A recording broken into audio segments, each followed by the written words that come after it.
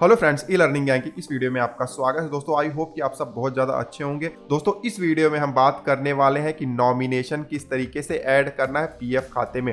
Already एक video बनाया हुआ था हमने, बहुत सारे व्यूज़ आए और बहुत सारे सवाल भी आए। तो इस वीडियो में बहुत सारे सवाल को भी हम कवर करने वाले हैं, जैसे कि आधार कार्ड का एरर आ रहा है, ईपीएफ ईपीएस किस तरीके से आपको डिटेल इंटर करना है नॉमिनेशन का, वीआईडी किसका इंटर करना है, आधार कार्ड पे वीआईडी नहीं है तो क्या करें, नॉमिनेशन के बाद पासबुक ओपन नहीं हो रहा है तो उसका क्या किया जाए। ऐसे बहुत सारे सवाल हैं जिनका जवाब इस वीडियो में आपको मिलेगा और साथ ही साथ पूरा प्रोसेस हम यहाँ पर एडवांस तरीके से आपको दिखाने वाले हैं। तो जल्दी से चलते हैं कंप्यूटर स्क्रीन पर और देखते हैं पूरा डेमो। कंप्यूटर स्क्रीन पर आते ही epfindia.gov.in की वेबसाइट पर जाएंगे। यहाँ पर ऑनलाइन क्लेम्स का ऑप्शन है, इस पर क्लिक करेंगे। इस तरीके से एक पेज ओपन हो जाता है। यहाँ पर लॉगिन का ऑप्शन हमें मिल जाता है। जल्दी से यूएन नंबर, पासवर्ड और कैप्चा कोड इंटर करेंगे। साइन इन पर क्लिक करके लॉगिन कर लेंगे। दोस्तों ध्यान देना है, नॉमिनेशन के लिए आधार रजिस्टर्ड मोबाइल नंबर बेहद ही जरूरी है और उसके अलावा आधार कार्ड में जो आपका डिटेल है वो आपके पीएफ प्रोफाइल के डिटेल से भी मैच होना चाहिए, अदरवाइज आगे चलकर एरर दिखाई दे सकता है। लॉगिन करते इस तरीके से हम डैशबोर्ड पर आ जाते हैं। इस पॉपअप मैसेज को हम हटा देंगे। लेटर पर क्लिक करके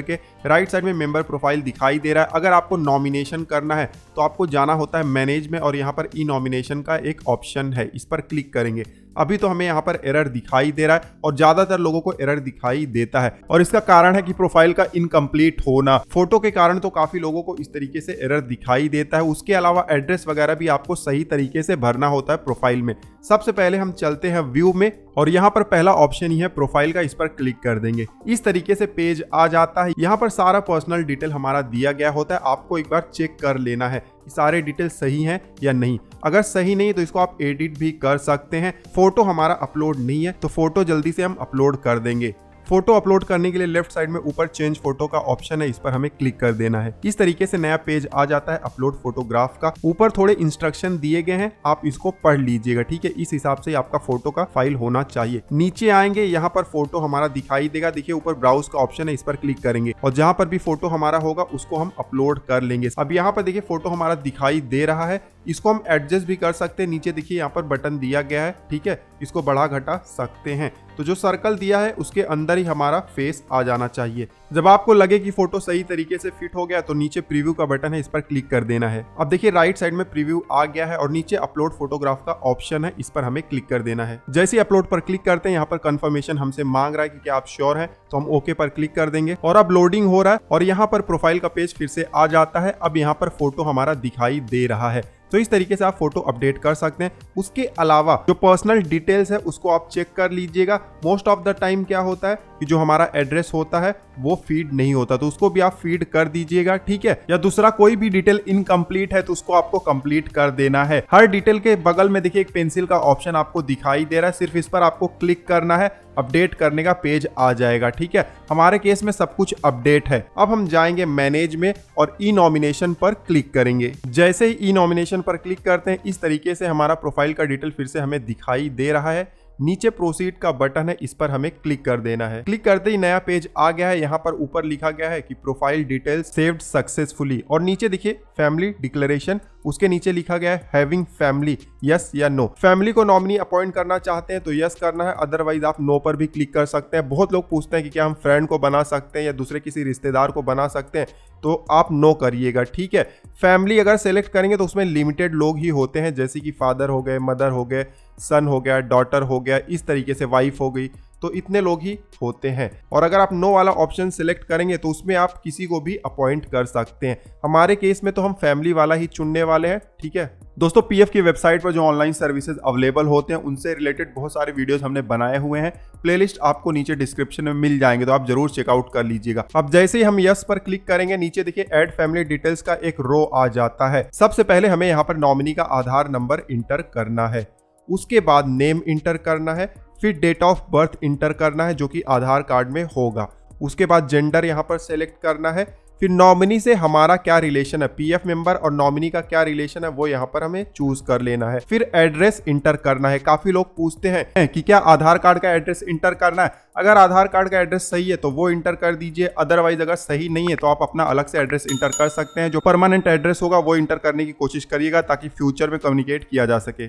उसके बाद बैंक डिटेल्स यहाँ पर आपको इंटर करना है। बैंक डिटेल नॉमिनी का इंटर करना है। कभी कभी जॉइंट अकाउंट होता है तो सेम बैंक खाता भी आप यहाँ पर इंटर कर सकते हैं। जैसे कि हमारे केस में जो पीएफ मेंबर है और जो उसकी वाइफ है नॉमिनी, दोनों का जॉइंट अकाउंट है तो हमने सेम खाता ही यहाँ पर इंटर किया हुआ है। जैसे आईएफएससी कोड यहाँ पर इंटर करेंगे ब्रांच नेम ऑटोमेटिकली फीड हो जाता है। नीचे अकाउंट नंबर इंटर करना है, बिल्कुल सही अकाउंट नंबर इंटर करिएगा, रॉन्ग नहीं इंटर करना है, ठीक है, पासबुक के हिसाब से। उसके बाद यहाँ पर गार्जियन का ऑप्शन है, ध्यान देना है अगर आपका नॉमिनी माइनर है, एज में कम है तो यहाँ पर उनके गार्जियन का डिटेल भी हम इंटर कर सकते हैं। हमारे केस में तो अडल्ट है तो कोई यहाँ पर सवाल नहीं आता है। उसके बाद नॉमिनी का यहाँ पर हमें फोटो अपलोड कर देना है। फोटो अपलोड करने के लिए यहाँ पर ऑप्शन है click here to upload photograph, इस पर क्लिक कर देंगे। अब देखिए एक पेज आ गया है, जैसे कि हमने प्रोफाइल में फोटो ऐड किया हुआ था उसी तरीके से एक पेज आ गया है। नॉमिनी का फोटो यहाँ पर हमें अपलोड करना है। ब्राउज पर जाएंगे और फोटो हम सेलेक्ट कर लेंगे इस तरीके से, ठीक है। अब इसको एडजस्ट भी कर लेंगे, ठीक है। फिर प्रीव्यू पर क्लिक कर देंगे। अब राइट साइड में प्रीव्यू आ गया है, नीचे अपलोड फोटोग्राफ का बटन है, इस पर क्लिक कर देंगे। अब कंफर्मेशन का मैसेज है, ओके पर क्लिक कर देंगे और अब आप देख सकते हैं हमारा इमेज सक्सेसफुली अपलोड हो गया है। ओके पर क्लिक करेंगे। ओके पर क्लिक करते अब देख सकते हैं हम फिर से डिटेल वाले पेज पर आ गए। यहाँ पर फोटो भी अपलोड हो गया है, पूरा डिटेल हमने भर दिया हुआ है नॉमिनी का। अब नीचे जाएंगे तो यहाँ पर डिक्लेरेशन है, चेक बॉक्स पर क्लिक कर देंगे। उसके बाद नीचे आएंगे तो यहाँ पर एड रो का बटन है। अगर आपके केस में एक से ज्यादा फैमिली मेंबर है जिनको आपको इंक्लूड करना है एज अ नॉमिनी तो एड रो पर क्लिक करिएगा। एक और रो यहाँ पर दिखाई देगा, सारा डिटेल सेम तरीके से भरना है जैसे हमने पहले वाले में भरा हुआ है, ठीक है। हमारे केस में एक ही नॉमिनी है तो हम इस पर क्लिक नहीं करेंगे। बगल में सेव फैमिली डिटेल्स का बटन है, पूरा डिटेल जब आप भर दीजिएगा सब कुछ सही तब आपको सेव फैमिली डिटेल्स पर क्लिक करना है। अब थोड़ा सा पेज लोड होगा और लोड होने के बाद इस तरीके से ऊपर आपको दिखाई देगा फैमिली डिटेल सेव्ड सक्सेसफुली। तो हमारा जो फैमिली डिटेल था, नॉमिनी का डिटेल था, वो सेव हो गया है सक्सेसफुली। और अब स्क्रॉल करके नीचे जाएंगे, नीचे आते ही ईपीएफ नॉमिनेशन का एक रो दिखाई देता है। यहाँ पर हमारे नॉमिनी का डिटेल सेव हुआ है। शुरू में एक चेक बॉक्स है, इस पर क्लिक कर लेना है और आखिरी में देखिए यहाँ पर टोटल अमाउंट ऑफ शेयर यहाँ पर हमें इंटर कर देना है 100%।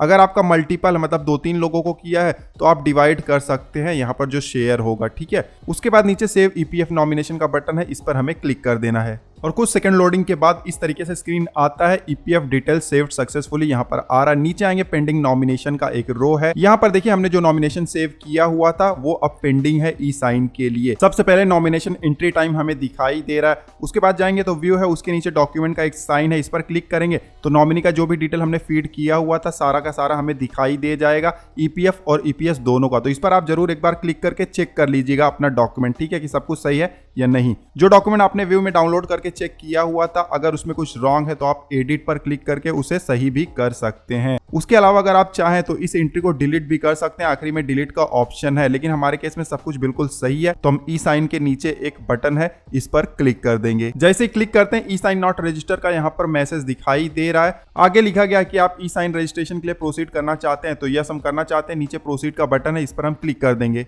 प्रोसीड पर क्लिक करते ही इस तरीके से पेज आ जाता है। यहाँ पर हमें अपना वर्चुअल आईडी इंटर करना होगा। काफी लोग सवाल पूछते हैं कि नॉमिनी का वीआईडी इंटर करना है या पीएफ मेंबर का। ध्यान दीजिएगा पीएफ मेंबर जो है वो यहाँ पर नॉमिनी को ऐड कर रहा है तो वीआईडी पीएफ मेंबर का ही होगा, नॉमिनी तो यहाँ पर ऐड ही नहीं कर सकता वीआईडी, ठीक है। इस चीज का हमेशा ध्यान रखना है। अब सवाल ये भी आ जाता है कि वीआईडी होता कहां पर है। वीआईडी आपके आधार कार्ड में ही होता है। आधार कार्ड के अलावा एक और नंबर दिया गया होता है आधार कार्ड के नीचे जहां पर वीआईडी लिखा होता है। अगर आपको वीआईडी आपके आधार कार्ड पर नहीं मिलता है, जैसे बहुत सारे पुराने आधार कार्ड होते हैं जहां पर वीआईडी मेंशन नहीं किया गया होता है, तब आप नया वीआईडी जनरेट भी कर सकते हैं। और इनकेस वीआईडी दिया गया है लेकिन आप इंटर जब करते हैं तो एक्सपायर्ड दिखाई दे रहा है तो भी आप नया वीआईडी जनरेट कर सकते हैं। अगर आपके आधार कार्ड में वर्चुअल आईडी है तो वीडियो को 1 मिनट से आगे बढ़ा दीजिए, अगर नहीं है तो कंटिन्यू रखिए। 1 मिनट के अंदर मैं आपको नया वीआईडी जनरेट करके दिखाता हूं। इसी पेज पर गेट वर्चुअल आईडी का ऑप्शन है, इस पर क्लिक कर देंगे। आधार का ऑफिशियल वेबसाइट ओपन हो जाता है। नीचे आएंगे आधार सर्विसेज का सेक्शन है, यहाँ पर देखिए वर्चुअल आईडी विथ जनरेटर, इस पर हमें क्लिक कर देना है। इस तरीके से जनरेट वर्चुअल आईडी का पेज आ जाता है। यहाँ पर आधार नंबर सबसे पहले हमें मेंशन करना है, उसके बाद कैप्चा कोड इंटर करना है, फिर सेंड OTP पर क्लिक कर देना है। OTP हमारे आधार रजिस्टर्ड मोबाइल नंबर पर आ गया है। उसके अलावा इस पेज पर ही इंटर OTP का ऑप्शन इनेबल हो गया है। OTP जल्दी से हम यहाँ पर इंटर कर देंगे। नीचे दो ऑप्शन है, जनरेट VID या तो रिट्रीव VID। हम जनरेट कर लेते हैं नया वाला, तो जनरेट VID पर क्लिक करेंगे। अब सारा डिटेल तो हमने भर दिया हुआ है, नीचे जनरेट का बटन है, इस पर हम क्लिक कर देंगे। जैसे ही जनरेट पर क्लिक करते हैं एक नया वर्चुअल ID हमारे आधार रजिस्टर्ड मोबाइल नंबर पर आ जाता है। अब वर्चुअल ID हमारे पास आ गया है तो हम फिर से आ जाएंगे ऑथेंटिकेशन वाले पेज पर।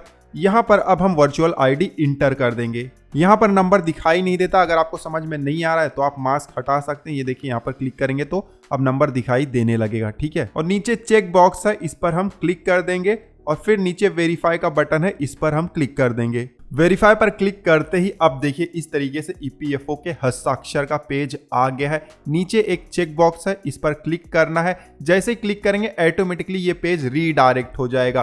कहां पर रीडायरेक्ट होगा? आधार बेस्ड ऑथेंटिकेशन वाले पेज पर। इस तरीके से पेज हमें दिखाई देता है।